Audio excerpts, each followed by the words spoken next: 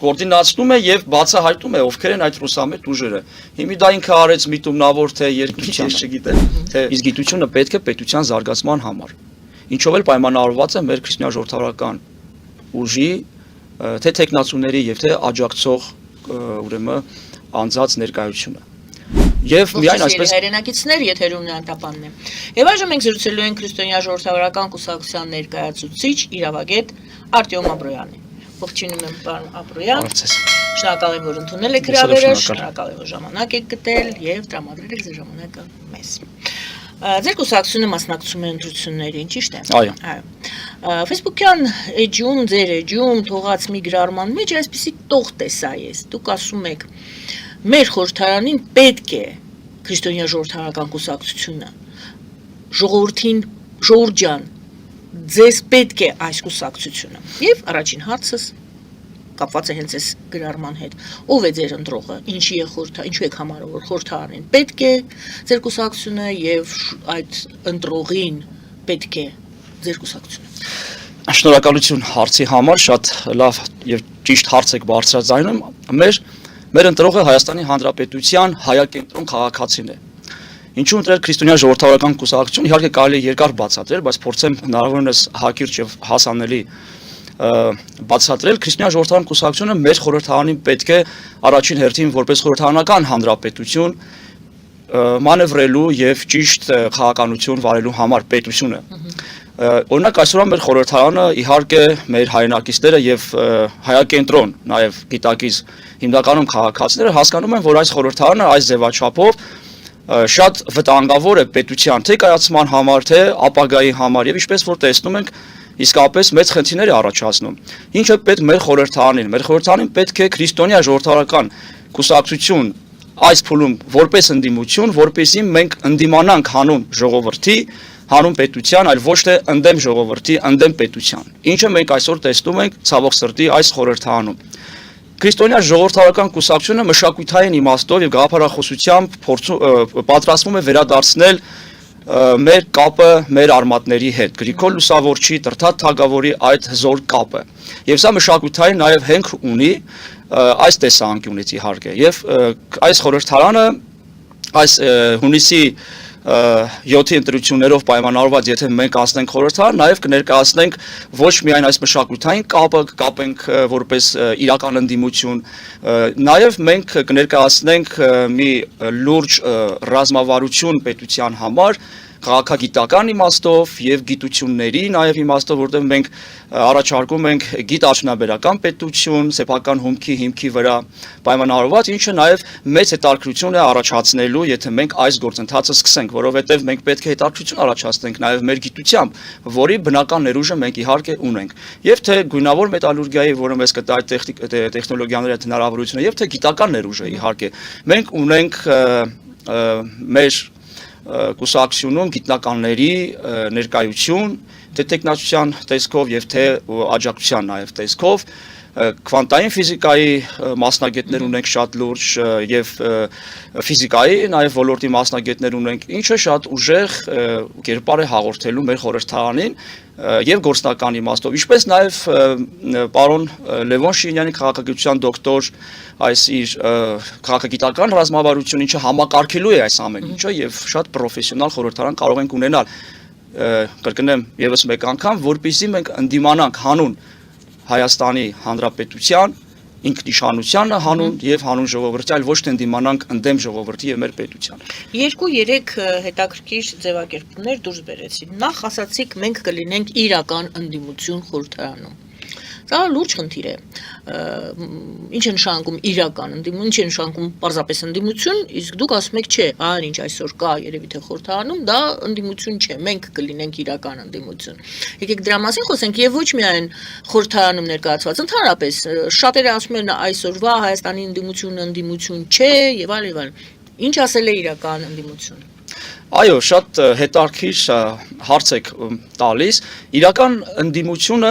դա, ինչպես նշեցի, ռևանշիզմը չէ, ինչը որ մենք ունենք խորհրդարանում։ Երբ որ ընդդիմություն ենք մենք խոսում ենք ընդդիմության մասին, այստեղ մի թյուր ըմբռնում կա կամ կարծիք, որը ներառվել է տարիների ընթացքում հասարակության եւ նաեւ գիտակցության մեջ ցավոք սրտի։ Ընդդիմությունը դա քաղաքական տվյալ ուժին բսկտելու համար չի։ Ընդդիմությունը նրա համար չի, որ դու խորհրդարանում հայտնվես եւ բոլոր հայակենտրոն կամ ոչ հայակենտրոն, այսինքն նշանակություն չդնես այդ երկու տարբերությունը չհասկանաս եւ անընդհատ բսկտես այդ լավ ծրագրերին թեկուզ եւ ինչը որ մենք տեսնում ենք խորհրդարանում։ Առաջինը դա այն է, որ այդպիսի ինստիտուտ ընդդիմությունը չի ներկայացնում իրենից բնույթի առումով։ Եվ մենք ինչ ենք առաջարկում։ Մենք առաջարկում ենք խորհրդարանում աշխատել այն բոլոր լավ ծրագրերի շուրջ եւ ընդդիմության հենց բնույթը դրանում է աշխատել այն բոլոր ծրագրերի շուրջ, որը հայակենտրոն է, հայանպաստ է եւ աջակցել այդ ծրագրերին, ինչպես նաեւ մեր ծրագրերով մենք հանդես կգանք եւ սա կլինի խորհրդարանում կոնսենսուսային ձևով աշխատանք, որը ի նպաստ է մեր հայրենակիցներին եւ մեր պետության համար, այլ ոչ թե արբանյակային սատելիտային ուժեր, որոնք չգիտես թե ինչու անընդհատ Հայաստանի ուրեմն հայակենտրոն, հայանպաստ օրենքների նախագծերի միջդեմ են խոսում եւ անհասկանալի այս պահվածքը սա ընդդիմության ինստիտուտ չէ, այսինքն ընդդիմությունը ունի ինստիտուտ, ունի բնույթ եւ իրենք այդ բնույթից դուրս են։ Սա է ամբողջ տարբերությունը, որ ցավոք սրտի որ մենք ունենք խորհրդարանում։ Տեսեք, դուք ասում եք հայանպաստ պետք է լինի մեր գործունեությունը եւ ասացիք կան ուժեր, որոնք սատելիտ են։ Իսկ գուցե հենց ուժերը սատելիտ լինելու մեջ են տեսնում հայանպաստությունը։ Ասում են, այ տեսեք, մենք երաշխավորի խնդիր ունենք, Ռուսաստանը լավ երաշխավոր է, դա հայանպաստ է։ Մյուսը ասում է, չէ, գիտեք ինչ, այս ինչ ուղղությունն է հայանպաստ։ Էլի նրանք հայանպաստության մասին են խոսում։ Մեկը մյուսին ինչի մեջ է հիմնական մեր իրար վարկաբեկելու եւ վիրավորելու թեմաներից ամենակարևորը, բացի կոռուպցիան, որ իրար մեղադրում են դու ես կաշառակերը, մյուսը դու սրա ծառան ես, դու նրա ծառան ես, բայց դու հակապետական ես, չէ դու ես հակապետականը։ Այսինքն ով որ ասում է դու հակապետական ես, ինքը համարում է, որ ինքը հայանպաստ է իր տեսակետը, եւ այն մյուսն էլ հակառակ դիրքեր, հակառակ ուղղությամբ տանող երկիրը տեսնող, երկրի ճանապարհը տեսնող ուժեր հայանպաստության մեջ են, այսպես ասած, մրցակցում։ Դա ճակերտներում հայանպաստության մասինը ճակերտություն է, ճակերտների մեջ է, որովհետև մենք այդպես էլ չենք հասկանում, որն է հայանպաստը, ինչն է հայանպաստը։ Սատելիտ լինելը։ Իհարկե ոչ։ Տեսեք, ընդհանրապես մենք պետք է տարբերենք, թե հայանպաստ լինելը այդ շրջանակի համար եւ ընդհանրապես շատ են չէ խոսում միասնություն, միասին եւ այլն, չէ։ Մենք պետք է հասկանանք ինչի նկատի ունեն առասարակ այդ մարդիկ։ Իրենք նկատի ունեն իմ գնահատմամբ եւ շատ մեր հայրենակիցների գնահատմամբ համոզված եմ, իրենք նկատի ունեն միասնականությունը եւ իրենց պատկերացրած այդ հայակենտրոնությունը, ինչպես որ իրենք պատկերացնում են, օրինակ, իրենց թայֆի շուրջ։ Այսինքն իրենք պատկերացնում են իրենց բիզնեսի շուրջ, իրենց բարիքների շուրջ, իրենց գրպանի շուրջ, որովհետև այստեղ հարցը շատ պարզ է։ Կա Հայաստանի Հանրապետության արտաքին քաղաքականություն, կա շատ պարզ իրավիճակ, որի մեջ հայտնվել է Հայաստանը, եւ այդ իրավիճակից կա շատ պարզ մի ելք։ Երբ որ մենք խոսում ենք այդ ելքերի մասին եւ տեսել ենք ինչպիսի աշխատանք է կատարվում, այդ ելքերը դա դիվերսիֆիկացված հարաբերություններն են, բազմաբևեր հարաբերություններն են, որը բնականաբար տալիս է մեծ հնարավորություն եւ պոտենցիալ ցանկացած խնդիրների պարագայում հայտնվելու եւ մանևրելու համար։ Այս մարդիկ մեզ կապում են մեկ ուղղությամբ եւ կապում են այնպիսի ուղղության հետ, այնպիսի մեկ ուղղության հետ, որը արդեն բազմիցս ապացուցել է իր հակահայաստանյան որոշումները, դիրքորոշումները, հակապետական եւ ընդհանրապես չի ցանկանում մեր անկախությունը, այդ պետությունը։ Եվ հարց է առաջանում, որն է միասնության կամ այդ իրենց ասած Հայաստանի Հանրապետության մասին մտածելու իրենց նման որոշումը։ Իհարկե դա խայտառակություն է։ Կպնել մի կետի, որը անընդհատ քեզ բզկտել է եւ ոչնչացրել է։ Մի օրինակ բերեմ, տեսեք, ասում են ուժեղ Հայաստան։ Նոր ինչ-որ քաղաքական ձևաչափ է մտել մեր քաղաքական դաշտում։ Իհարկե, այդպիսի կուսակցությունների անվանումներ, այսպես դարակներում, որ բացում ենք ամեն տարի, երևի թե մոտավոր կամ ամեն ամիս կհանենք նոր քաղաքական ուժերի անվանումներ։ Որտեղից են այդ անվանումները, ինչ ձևակերպում է, ինչ է, գիտեք ինչ է, ինչի մասին է այս ամեն ինչը խոսում։ Խոսում է նրա մասին, որ ուղղորդված ուժեր են իրենք։ Օրինակ ուժեղ Հայաստան հարց է առաջանում, երբ որ պետք էր, որ դուք օգնեիք Արցախին, դուք այդ ժամանակ լռում էիք։ Գործնական փուլում, երբ որ գործը ընթանում էր, բլոկադայի մեջ էր Արցախահայությունը եւ իրենց սիրելի Ռուսաստանը, այդ պետությունը, ում վրա միշտ հակված են այդ ուժերը, այս պարագայում նաև ուժեղ Հայաստանը, հա, բլոկադայի էր ենթարկել իր իսկ տիրապետության տակ գտնվող եւ պայմանագրով այդ միջանցքը։ Ռուսաստանը բնականաբար, եթե մենք ուշադիր տեսնենք որ զորախումբներ գտնվում այդ միջանցքի վրա, ոչ հայկական, ոչ ամերիկյան, ոչ ինչ որ չգիտեմ, եվրոպական, ոչ մի ուժ, ռուսական ուժերն էին եւ կրկնում եմ, նրանք ստորագրել էին, որ պետք է այդ միջանցքի ազատ ելքումուտքը ապահովեն, բայց չապահովեցին։ Այստեղ հարց է առաջանում, ինչու գնացի այդքան հետ։ Երբ որ դուք ասում եք ուժեղ Հայաստան եւ դուք պատկերացնում եք, որ այդ մեր անվտանգություն ապահովող երկիրը այդ երկիրն է, ով մեզ բլոկադայի ենթարկեց Արցախում։ Հարց է առաջանում, ինչպես եք դուք դա պատկերացնում։ Այսինքն ուժեղ Հայաստանը պատկերացնում եք Սյունիքի բլոկադայով հավանական։ Թե Հայաստանի գուբերնիայով եք պատկերացնում ուժեղ Հայաստան։ Դա մեր ընկալման մեջ չի մտնում, որովհետև այստեղ հարց է նաև առաջանում։ Դուք Արցախի բլոկադայի ժամանակ պետք է հարցնեք կամ գոնե պատասխանեք, եթե գիտեք այդ պատասխանի, նկատի ունեմ այդ ռևանշիստներին, ինչու չէր բացում բլոկադայից Ռուսաստանը Արցախի այդ միջանցքը։ Չէր կարող, թե չէր ուզում։ Հարց առաջան, երկու տարբերակ կա, կամ չէր կարող, կամ չէր ուզում։ Եթե չէր ուզում, ուրեմն չի կարող, չէ՞, սպառագայում ինքը լինել մեր բարեկամ պետությունը։ Եթե չէր կարող, ուրեմն անզոր պետություն է, չէ՞։ Հետևաբար ո՞րն է ձեր ուժեղ Հայաստանի արտաքին քաղաքական այդ առաջարկները կամ ընդհանրապես ռևանշիստ ուժերի առաջարկները, երբ որ մենք տեսնում ենք, որ մի կետից կախվել է նախ դա տգիտություն է, երկրորդը պետք է հասկանանք ո՞րն է այդ մի կետը։ Եվ ցույց տվեք ինձ զարգացած պետությունների ցանկ, ովքեր բազմաբևեռ քաղաքականություն չեն վարում։ Բոլորն էլ վարում են եւ բոլորն էլ այս արդյունքում շահում են։ Այսինքն դուք ուզում եք ասել, որ դուք ընթերցում եք կամ ընկալում եք ուժեղ Հայաստան հասկացողության այդ ուժեղությունը, նրանք կապում են Ռուսաստանի Դաշնության հետ, նրանց ուժը Ռուսաստանի Դաշնությունն է։ Իրենք են կապում այդ ուժի հետ, ինչի ես մեկնաբանում եմ։ Իրենք են կապում եւ Պուտինն է նաեւ կապում։ Իր հայտարարության մեջ Փաշինյանի հետ հանդիպման ժամանակ։ Ես չեմ հիշում մի հանդիպում այդ ձևաչափով, որ մի երկրի ղեկավար հավանաբար գիտակցել է, որ այստեղ շատ բարդ իրավիճակում են հայտնվել ուրեմն ռուսա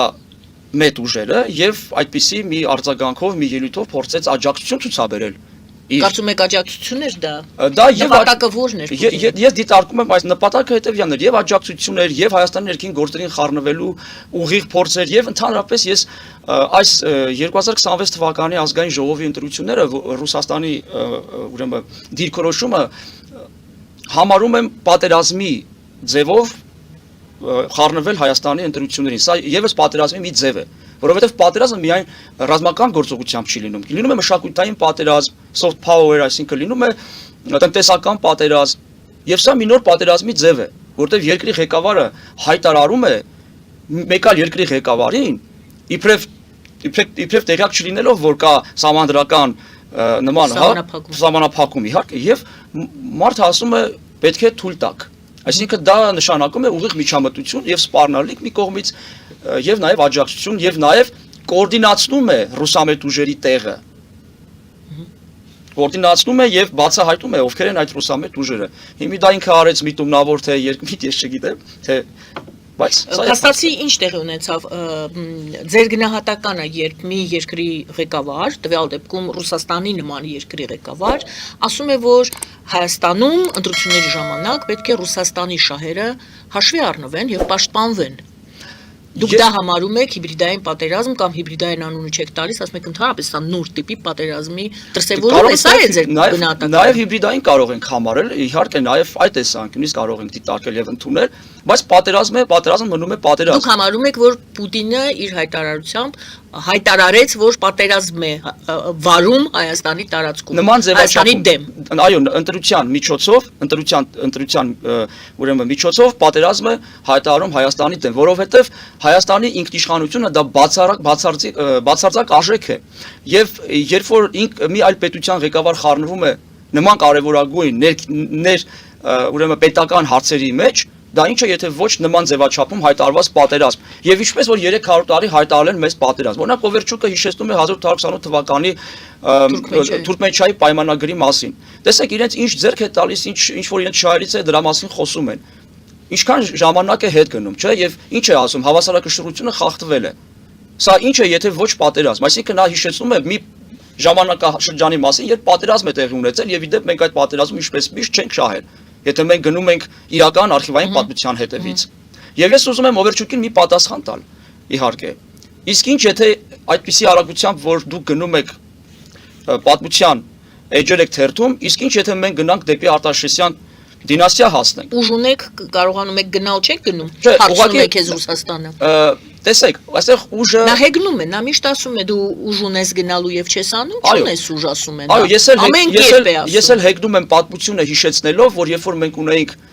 նման հզոր դինաստիա, դուք իրենք այդ ժամանակ քաղաքական աղբանոցում էին, բայց մենք խոսում ենք այսօր եւ հիմա։ Իրենք էլ խոսում են 1828 թվականից, որի այդ իրենց վարած այդ քաղաքականության մասով եմ ես ընդգծում, եթե այդպես հետ գնանք, մենք էլ հետ կգնանք Արտաշես թագավոր, եւ իրենք այդ ժամանակ կհայտնվեն քաղաքական աղբանոցում եւ ընդհանրապես այդ ժամանակ իրենք պետությունը չեն ունեցել։ Նա ասում է իր շնորհիվ ունես դու դա։ Նա ինչու է հիշացնում Թուրքմենչայը։ Ոչ, ես էլ ասում եմ մեր շնորհիվ իրենք ունեն այնպիսի պատերազմներ, որ մեզ մանրադրամ սարկած, մեզ մանրադրամի տեղ դրած միշտ մեր հաշվին, մեր զոհերի հաշվին իրենք հաղթել են կամ լուծել են այլ մի եղիր մանրադրամ ուժ ունեցիր, մի եղիր։ Ինչը որ մենք այսօր անում ենք դիվերսիֆիկացված մեր հարաբերություններով։ Տեսեք, եւ ինչի համար նրանք անհանգիստ են։ Ինչքան մենք հանգիստ ենք, նրանք այդքանով անհանգիստ են։ Սա է բարձ քաղաքական։ Այսինքն մենք հիմա փորձ ենք անում կրկին անգամ չլինել մանրադրամ, ոչ թե փորձենք օգտվել այդ տրամաբանությունից եւ այդ սովորությունից Ռուսաստանին ունենալ մեզ եւ օգտագործել մեզ որպես մանրադրամ, Հայաստանը այս պահին փորձ է անում փոխվել դրանից։ Միանշանակ, եւ ես կարող եմ հաստատել, որ գործընթացը շատ լավ է ընթանում եւ այդ իսկ պատճառով պայմանավորված է իրենց կողմից անհանգստությունը։ Դուք պատկերացնում եք, ես կրկնեմ եւս մեկ անգամ, չեմ տեսել համաշխարհային պատմության մեջ մի նման իրավիճակ, որ այդպիսի հանդիպման ձևաչափում փակ դռների հետևի գոնե արժանի այդպիսի ձևաչափը հանրային ձևաչափով խոսակցություն անի, իհարկե։ Փակ դռների հետևին այո, բերել, հա, նման ձևաչափով։ Սա ցույց է տալիս ուղիղ իրենց անհանգստությունը։ Մենք ինչքանով հանգիստ ենք, նրանք այդքանով անհանգիստ են, դա ակնհայտ է։ Եվ Սյունիքի մասով, տեսեք, ասում են մենք դիտարկում ենք հարցը, որ թրիփ ճանապարհում ունենանք մասնակցություն։ Տեսեք, հարցը ինչու՞մն է։ Ես էլ ունեմ իրենց հարց տալու։ Օրինակ մենք էլ դիտարկում ենք նույն ձևաչափում, որ ունենանք մասնակցություն, քանի որ դաշնակից ենք, ինչպես իրենք են չէ՞ նշում։ Մենք էլ ունենանք մասնակցություն ձեր գազի առևտրի հետ կապված այլ պետությունների հետ։ Մենք էլ չունենք սահման, դուք էլ չունեք սահման, չէ՞ իրականում։ Հիմա ինչու եք դուք մտածում, որ դուք պետք է թրիփում լինեք, մենք չլինենք օրինակ գազի առևտրի մեջ ինչ որ մեկ այլ պետության հետ, որ դուք անում եք։ Օրինակ, ինչու պետքա չլինենք։ Այսինքն ինչու Փաշինյանը չի հակադարձում, որ մենք էլ մեր Հայաստանի շահերն էլ պետք է պաշտպանվեն Ռուսաստանում, հա, օրինակ, եթե դուք հայելայինն եք դիտարկում։ Դուք համարում եք, որ հայելային այստեղ շատ դիտարկիր հարց եք բարձրաձայնում, հենց նաև դրա համար է պետք խորհրդարանական հանրապետությանը նման ընդդիմություն, որպեսզի երկրի ղեկավարը, որ կան հարցեր, որպես երկրի ղեկավար ճիշտ դիտարկենք եւ իրատեսորեն լինենք, կան հարցեր, որոնց շուրջ պետք է երկրի ղեկավարը շատ զգուշորեն մոտիկանալ։ Եվ եթե կան հարցեր, որ գոնե պետք է պետությունը պատասխանի, դա թող անի ընդդիմությունը։ Սա է նաև խորհրդարանական ընդդիմության, ես որ ասում եմ մանևրել, նաև բայց մեզ մոտ չեղավ այդպիսի ընդդիմություն։ Ինչի համար ես կոչ եմ անում, եթե կարելի է իհարկե, եթե իրավունք ունեմ այս ձևաչափում, որ Հայաստանի Հանրապետության խորհրդարանում անպայման անցնի քրիստոնյա ժողովրդական կուսակցությունը որպես իրական ընդդիմություն։ Այո, օրինակը շատ լավ բերվեց, որպեսզի կարողանանք մանևրել արտաքին քաղաքականության մեջ, ամենից չի որ երկրի վարչապետը կարող է ասել։ Եվ մենք կարող ենք դա ասել։ Այստեղից եկանք մեկ այլ հարցի, ինչով այնուամենայնիվ պետք է զբաղվի պատգամավորը խորհրդարանում, ինչով պատգամավորները պետք է զբաղվեն իրականում եւ արդյոք մեր պատգամավորները դրանով են զբաղվում, ինչով որ պետք է զբաղվեն։ Դուք բանցիկ ասացիք, որ падգամավորները զբաղված են նրանով, որ քարկոծեն ցանկացած լավ, վատ, դրական, հայանպաստ, ոչ հայանպաստ կապ չունի։ Նրանք համարում են, որ եթե իրանք ընդդիմադիր են, խոսքը գնում է ոչ միայն ընդդիմադիրների մասին, նաև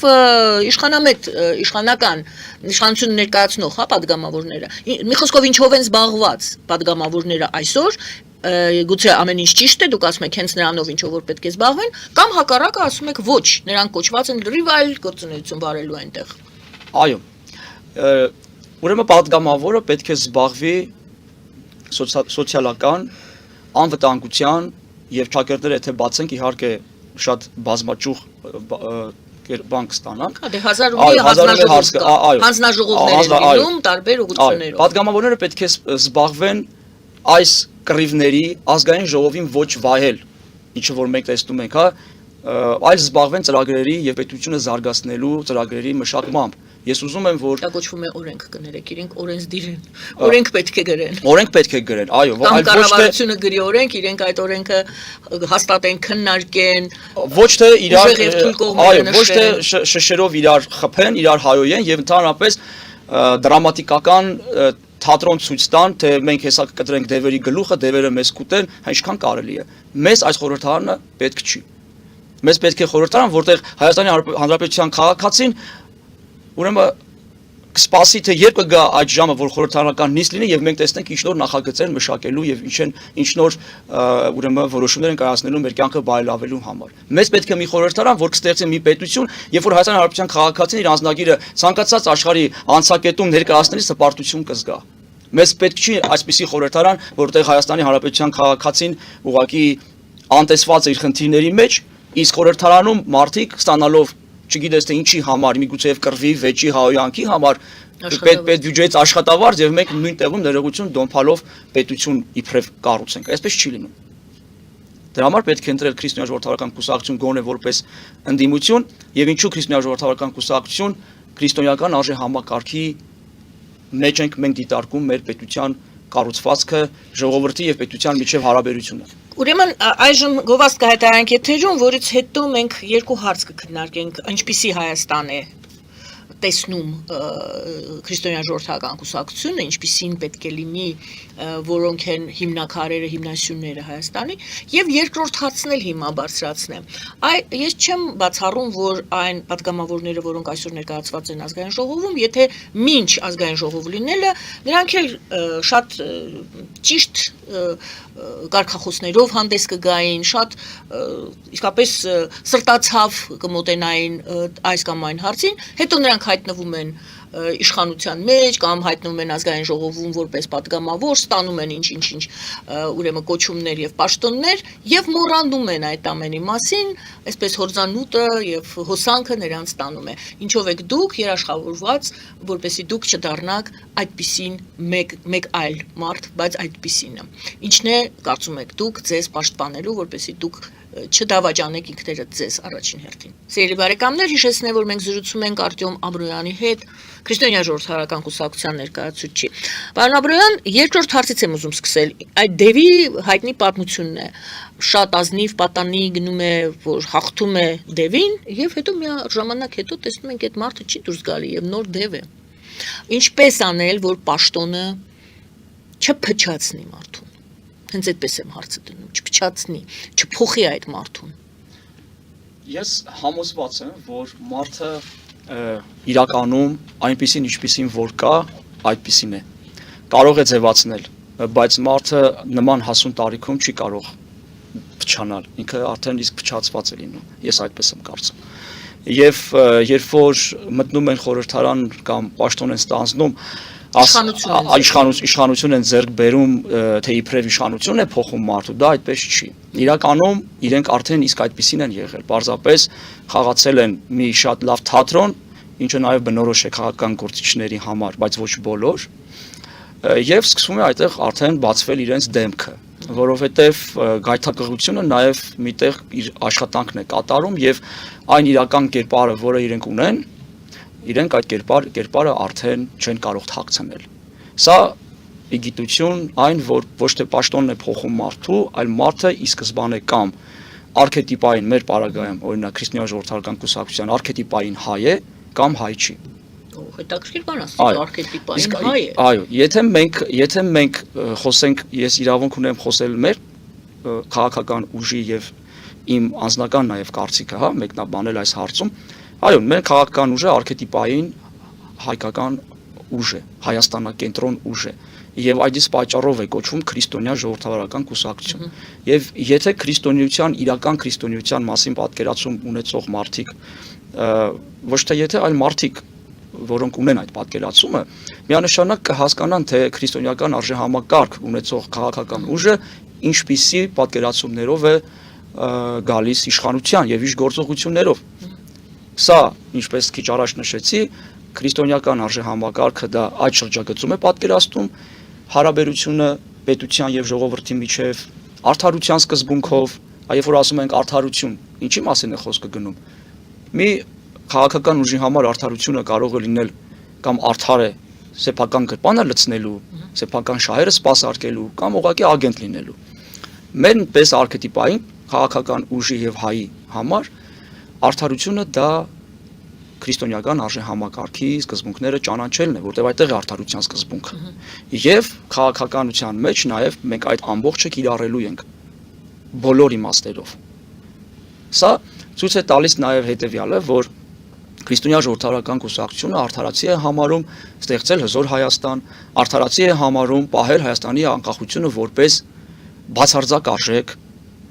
Սա է արդարությունը։ Արդարությունը սոցիալական կյանքի, մեր քաղաքացիների կյանքի բարեփոխումների իմ առաջին հարցին եք պատասխանում, ինչպիսի Հայաստան է տեսնում քրիստոնյա ժողովրդական կուսակցությունը կամ կառուցելու, եթե գա ազգային ժողով։ Այո, մենք կառուցելու ենք, այո, շնորհակալություն, մենք կառուցելու ենք նման Հայաստան։ Շարունակեմ միտքը։ Մենք քաղաքականության մեջ քաղաքագիտությունը կարևորում ենք որպես համակարգող ուժ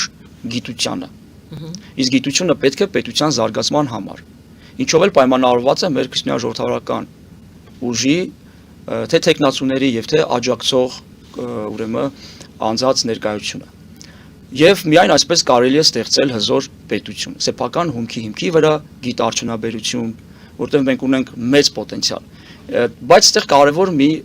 հարց կա, որ պետք է ընդգծեմ։ Իհարկե բոլոր կուսակցությունները խոսում են, որ կգանք լավ կլինի։ Անգիրարած բոլորն էլ նույն բանն են խոսում։ Եվ այստեղ կարող է հարց առաջանալ, իսկ մենք արդյոք դա կիրագործենք։ Իհարկե մենք դա կիրագործենք։ Մենք դա կիրագործենք, գոնե պետք է մեզ վստահեն մեր քաղաքացիները այն իմաստով, որ մենք մաքուր ենք։ Մենք չունենք որևիցե այնպիսի քաղաքական, չգիտեմ, անցած ճանապարհ, որի համար մեզ կարող են ուղղակի օբյեկտիվ հա դիտարկենք հարցը, մեզ կարող են հարց տալ, բա դուք էս եք կամ այն եք։ Բայց մենք մրցակցում ենք մի այնպիսի քաղաքական ուժերի դեմ, որոնք ես չեմ ասում, երկրի ղեկավարն է ասում, չէ՞, ագենտներ են, հա, թալանչիներ են եւ այդպես շարունակ եւ քրեական օրենսգրքի որոշակի կետերով անցնում են։ Հետեւաբար, երբ որ հարց է առաջանում ինչու մեզ հավատան, թող դնեն մեր ձայն տվողները, անցկացնեն համեմատություն եւ կատարեն ճիշտ ընտրություն։ Իսկ մենք միանշանակ այն արքետիպային իմաստը, որ ես ասում եմ քրիստոնյա ժողովրդավարական կուսակցության եւ մեր տեսակով, մենք այն ենք ինչ կանք եւ մենք միշտ եղել ենք ժողովրդի հետ, ինչպես եթե տեղյակ եք, մենք յուրաքանչյուր շաբաթ 5 տարի շարունակ եւ ավել, եթե չսխալվեմ, միշտ գնացել ենք գյուղեր, քաղաքներ, միշտ եղել ենք ժողովրդի կողքի, մեզ անգամ հարց էին տալիս, սա քարոզարշավ է, ասում ենք ոչ, սա նորմալ քաղաքական գործ չի կամ կուսակցության քաղաքական ուժի գործելավոճ է լինել ժողովրդի կողքին, խոսել քաղաքացու հետ եւ հասկանալ խնդիրները, ոչ թե ընտրությունից ընտրություն հիշել եւ մտնել քաղաքական թատերաբեմի այդ ձևաչափի մեջ։ Մենք եւ մեզ իհարկե ճանաչում են Հայաստանի Հանրապետության շատ քաղաքացիներ, եթե ոչ բոլորը, որտեղ մենք եւ ուրեմն այս ձևաչափով, հա, եւ իրականում հանդիպել ենք ժողովրդի հետ եւ կատարել ենք շատ լավ աշխատանք։ Արտախորհրդանական ուժ լինելով արդեն իսկ կատարել ենք շատ լավ աշխատանք։ Օրինակ մենք մեր կուսակցության ղեկավարի գլխավորությամբ մենք հանդիպումներ ենք ունեցել դեսպանների հետ, զենքի նաեւ հարցով էինք մտածում եւ քաղաքականություն վարում, թե ինչպես կարելի է եւ ինչ քաղաքականություն կարելի է վարել, որպեսզի զենքերը ստանալ այդ բարդ իրավիճակում, այսինքն մենք կատարել ենք իրականում ավելի իրական ընդդիմությանը համապատասխանող քաղաքականություն լինելով արտախորհրդանական ուժ, քան էլ չասեմ, այլ բացարձակապես այդ ուժը, որը գտնվում է խորհրդարանում, հակառակն էր անում։ Այսինքն տարբերությունը սրանումն է գոնե։ Բարի, ձեր քաղաքական ուժը սկսում է գործել, բայց դիվանագիտական խնդիրների հետ է կամ այլ երկրների հետ հարաբերությունների, մասնավորապես Ռուսաստանի հետ չի կարողանում լեզու գտնել։ Տեսեք, Ռուսաստանը շատ այժմ հայ-ռուսական հարաբերությունները մի նոր փուլում էին։ Նախ կարող եք գնահատական տալ, ինչ փուլեր ենք անցել հայ-ռուսական հարաբերություններում այս վերջին, ինչքան ասեմ, 5 տարին ասեմ, լավ, 20 թվականից սկսած։ Ինչպես կգնահատեք այսօրվա փուլը եւ ինչպես կկարողանաք իրագործել այն ամենը, ինչ դուք ասում եք, եթե Ռուսաստանի կողմից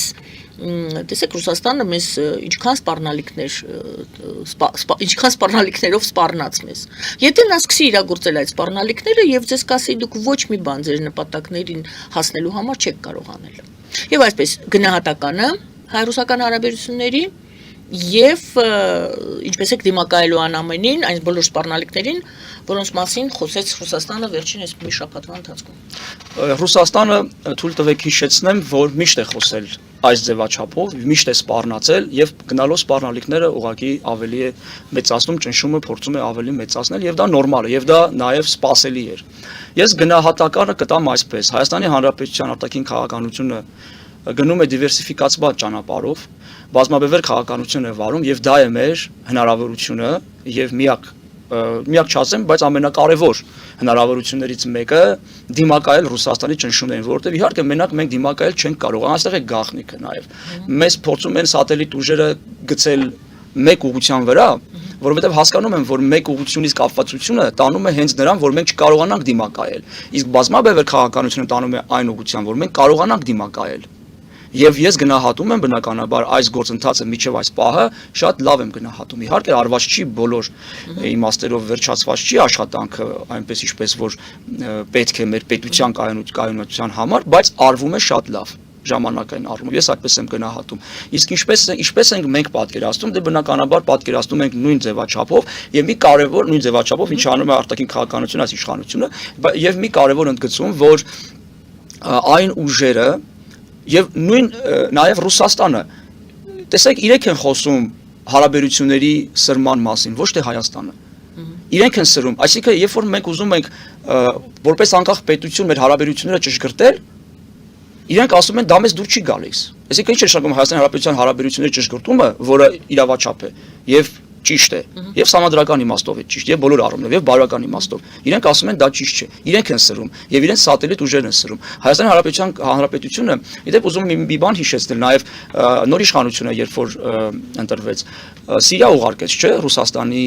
աջակցության համար զորախումբ, այո, զորախումբ ուղարկեց։ Դրա մասին չեն խոսում։ Եվ դա իդեպ եկեք ընդունենք որպես փաստ, որ նաև միտված էր Եվրոպայի եւ որտեվ հակառակ ուժը նրանք էին, չէ։ Բայց մենք մեր դաշնակցային պարտականությունները կատարեցինք, բայց ելի նրանք գոհ չէին։ Հետո իրենք ստիպեցին իրենց Արցախի մասով վերաբերմունքը մեր սահմանների չճանաչելու հարցը առաջ եկավ, այդ պայմանագրերը չաշխատեցին, որ ունենք Ռուսաստանի, Հայաստանի միջև վարի վարի։ Կամ ինձ հետ պետք է լինես, կամ ես քեզ խանգարելու եմ, կամ ես կտրելու եմ բոլոր իմ կապերը քեզ հետ։ Այո, նորմալ է։ Եվ դա քեզ կբերի ուժ։ Այ եկեք հասկանանք այդ սպառնալիքը որն է։ Կապերը կկտրեմ, չէ՞, ձեր բիզնեսը դուրը կփակեմ։ Ուր է բերելու։ Իրենց Նախ դուք մտածեք, ես մտածելու բան չունեմ, ես փակելու Մենք ավելի լավ ենք պատկերացնում մեր ճանապարհը, քան Ռուսաստանը, որովհետև եթե մենք մեկնաբանենք, թե ինչ են իրենք պատկերացնում, դա գուբերնիան է։ Նրանք մեզ այդպեսին են դիտարկում։ Դա իրենց խնդիրն է, մենք էլ մեզ դիտարկում ենք Հայաստանի անկախ հանրապետություն, մենք մեզ դիտարկում ենք, որ մենք ունենք այլ պետություններ, ում հետ կարելի է հարաբերվել եւ հարաբերվում ենք, եւ մենք այսօր այդ հարաբերությունների ֆոնին շահել ենք շատ կարևոր դիրքեր, շատ լավ դիրքերում են գտնվում, դրա համար իրենք անհանգստանում են։ Օրինակ Ամերիկայի հետ այս վերջին համաձայնագրերը, տեսեք ինչ գիտատեխնիկական, ներուժ է բերում Հայաստան արտադրությունը, այդ չիպերի եւ այլն, որը 5 երկիր է արտադրելու, եւ այս չիպերի մասին օրինակ Ռուսաստանը երազում է։ Այսինքն մենք վարում ենք այնպիսի քաղաքականություն, որից իրենք անհանգիստ են։ Հիմա եթե մեզ թվում է թե օրինակ քրիստոնյա ժողովրդական կուսակցությունը գա իշխանության կամ այս իշխանությունը մնա կամ մեկ այլ ուժ գա, ինքը կարողանա լեզու գտնել ռուսի հետ, ես գտնում եմ, որ այն քաղաքականությունը, որ Կրեմլն է վարում, եւ այն դիրքորոշումը, որ Կրեմլը ունի, դուք չեք կարող լեզու գտնել ուղակի գնալ եւ ասել, գիտեք, արեք այսպես հարաբերվենք, որ այսպես լինի, որտեղ իրենք այո, իհարկե, որովհետեւ իրենք ասում են, դուք շատ ճիշտ ասեցիք, իրանք մեզ դիտարկում են որպես գուբերնիա, հետեւաբար իրանք դիտարկում են մեզ որպես գուբերնիա, կասեք այդ քաղաքական որ ուժի գեղեցիկ կերպարի կամ գեղեցիկ աշտերուն աչքերի համար Ռուսաստանը պետք է փոխի քաղաքական դիրքորոշումը։ Մենք պետք է մեր կշիռը բարձրացնենք եւ բարձրացնում ենք։ Եվ մի քանի անգամ կրկնվեցի, ելի պետք է կրկնվեմ եւ այդ կշռի բարձրացնում, այո, անհանգստացնում է Ռուսաստանը։ Բարձրանալն է անհանգստացնում։ Այո, այսինքն դուք համարում եք, որ մենք կամած մեր կշիռը բարձրացնում ենք։ Միանշանակ է։ Ահա, ինչու եք տեսնում կշռի բարձրացումը։ Օրինակ, մեկ օրինակ բերեք։ Կարող եք ասել, որ օրինակ թրիփի ներկայությունը Միացյալ Նահանգների եւ Հայաստանի շահերի ինչ որ կետում համընկնելուն գալը դա արդեն կշռի բարձրացում է։ Օրինակ, ես դա պարզապես օրինակներից մեկը բերեցի, կարող եք Ալբանանն է, կարող եք դա նշել, չգիտեմ, որն եք համարում կշռի բարձրացման գոնե մեկ օրինակ կամ ցուցանիշ։ Այո, ինչպես նշեցիք, թրիփը, որը տնտեսական մեծ հնարավորությունները եւ քաղաքական մեծ հնարավորությունները մեզ ընձեռնում Nvidia-ի չիպերը, որը ինչպես նշեցի, շատ լուրջ տեխնոլոգիական առումով հայ-ամերիկյան այդ ամբողջ փաթեթը դուք տեսնում եք։ Այո, ես տեսնում եմ որպես երաշխիքը դա է։ Եթե երաշխիք ենք ուզում, ոչ թե A4 ֆորմատի վրա գրված խոստովանությունը, այլ երաշխիքը հենց դա է, հողի վրա գործնականում այդպիսի գործողություններ եւ իրականացնելը, որ այդ ներուժը գալիս է Հայաստանի Հանրապետություն։ Սա իհարկե անվտանգություն է, չէ՞, մեզ բերում։ Սա է մեր։ Իսկ պատկերացրեք, օրինակ Ռուսաստանի Դաշնության կողմ դեպի այդ կողմը ձգվող ուժերին մի բան ունեմ, մի հարց ունեմ տալու։ Եթե դա է մեր հենարանը, այլ ոչ թե դիվերսիֆիկացված հարաբերությունները եւ այն ինչ որ մենք ունենք։ Ռուսաստանը Թուրքիայի հետ ունի եղբայրական պայմանագիր։ Թղթի վրա գրված, որը երկարացրեցին։ Եղբայրական պայմանագրի բովանդակությունը Հայաստանի հայկական հողերն է եւ հայ ժողովրդի այրումն է։ Գնացեք դե հարաբերվեք, սա եք ուզում։ Իսկ մենք հարաբերվում ենք աշխարհի հետ, գիտության հետ, տեխնոլոգիաների հետ։ Բացվում ենք մենք։ Իրանի պատերազմի հետ կապված շատերը սկսել են նորից անհանգստություն արտահայտել, ընդ որում ոչ միայն Հայաստանում, նաև Ադրբեջանում են այդ հարցը տալիս։ Թրիփի ճակատագիրը այս իրավիճակում ձեր կարծիքը։ Միջև թրիփի ճակատագիրը այդպես հասնելը, տեսեք, Ամերիկայի եւ Իրանի այս պատերազմի բովանդակությունը։ Ամերիկան մեզ հայտնի է որպես հզոր պետություն եւ նրանում կասկած անգամ չի կարող լինել։ Ամերիկան ունի քաղաքականություն, որը սկզբից դիվանագիտական ճանապարհներով փորձում է հարց կարգավորել, եթե չեն լսում, սկսում է պատերազմել։ Այս գործողությունը պարզապես ճնշում է Իրանի վրա, որպեսզի Իրանը գնա Ամերիկայի հետ հարաբերությունների այնպիսի փուլ, որ ինչ որ չափով մերձենա, որովհետև Իրանը իրեն շատ սահմանափակ է պահում Ամերիկայի հետ հարաբերությունների ֆոնին։ Այնտեղ կա հարաբերությունների ճշգրտում իհարկե, եւ այդ ճշգրտման հարցն է գնում։ Երբ որ ասում են, օրինակ, տեսեք, իսլամական այդ իշխանությանը են ուզում փոխել, չփոխեցին եւ այլն, դե կներեք, էլի, եթե ուզեն իհարկե կփոխեն։ Եկեք օբյեկտիվ գտնվենք եւ իրատեսորեն նայենք այդ հարցին։ Ամերիկան ուղիղ հարվածով վերացրեց գլխավոր ուրեմն այաթոլային վերացրեց ընտանիքով, հա, գեներալների վերացրեցին եւ այլն, բայց տեսեք Ամերիկան ամեն դեպքում ինչ քաղաքականություն է վարում, ճնշում է, որպեսզի իրականում ոչ թե իշխանությունը փոխելու, այլ նույն այդ իշխանությունը կարող է մնալ, բայց գալ այն դաշտ, որտեղ Ամերիկայի հետ կհարաբերվի, այնպես ինչպես որ Ամերիկային է ձեռ տալիս տարածաշրջանում։ Սա թրիփի իհարկե նաեւ թրիփի հետ կապված է միանշանակ այս հարցը, բայց Ամերիկան հենց այդ թրիփի հարցներ է լուծում այս ձևաչափով, որովհետև Ամերիկայի եւ Իրանի միջև հարաբերությունը պետք է ճշգրտվեն, ինչը Ամերիկան անում է։ Սա է ամբողջ հարցը։ Եվ այս պատերազմը այնպես չի, որ խաթարեց թրիփի ուղին։ Սա ճշգրտում է, մտցնում, որպեսզի երկարատև տարածաշրջանը աշխատի։ Փորձում ենք վերջին, այսպես հարցը ձևավորել եւ ձևակերպել։ Նորից գալիս ենք ամենասկիզբ, ձեր կուսակցությունը մասնակցում է ընտրություններին, որ ինչ անի Հայաստանում, դուք ասում եք նորից առաջին հարցը մենք այս խորհրդարանին, Հայաստանի խորհրդարանին պետք ենք, ժողովուրդ ջան, մենք ձեզ պետք ենք։ մենք գալիս ենք իրական ընդդիմության ինստիտուտը բերելու խորհրդարանին, մենք մերժում ենք այնպիսի ռևանշիստ ուժերին, որոնց բնութագրում եմ ես հետևյալ կերպ. ողջ են որպես ստրուկ, մեռած որպես հայ։ Մենք գալիս ենք ընդդիմանալու հանուն Հայաստանի Հանրապետության հայ ժողովրդի, եթե ընդդիմություն,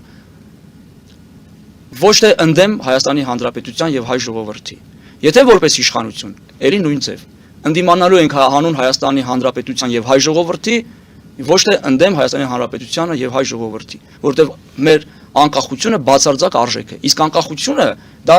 խոսքեր չեն։ Դրանք մենք պետք է ամրագրենք մեր տնտեսական ներուժը բարձրացնելով, մեր ռազմական ներուժը բարձրացնելով, մեր գիտական ներուժը բարձրացնելով եւ լինել պետություն, ով համակարգելու է այդ ամբողջը, ինչպես համակարգում են տաղանդավոր մարդիկ, օրինակ տարբեր համաշխարհային խոշոր ձեռնարկատերերը վերցնենք, որոնցից մենք օգտվում ենք։ Apple, Steve Jobs-ը ինչ էր, համակարգում էր, կներեք, ով էր, համակարգում էր գիտնականներին, տալիս էր առաջադրանք եւ ասում էր պետք է անեք։ Եվ եղել է դեպք, որ ասել են այս գյուտը չենք կարող, ասել է դե փակվում ենք, գնում ենք տներով։ Բայց գիտնականները հասկացել են, որ կամ պետք է գյուտը հնարեն, կամ պետք է գնան իրենց տներով։ Եվ հնարել են գյուտը։ Եվ այստեղ համակարգողի հարցը, մենեջմենտի հարցը շատ կարևոր է։ Ինչը մենք վճռականորեն անելու ենք Հայաստանի Հանրապետության համար։ Շնորհակալ եմ այսօր։ Ես եմ շնորհակալ։ Շնորհակալ եմ, սիրելի բարեկամներ, նաև ձեզ, որ մեզ հետ եք եւ լսում եք երիտասարդ քաղաքական գործիչ Արտյոմ Աբրոյանին, քրիստոնյա ժողովրդական կուսակցության ներկայացուցիչ։ Զրուցում եմ ես Գայանե Արաքելյանս։ Բարին ձեզ։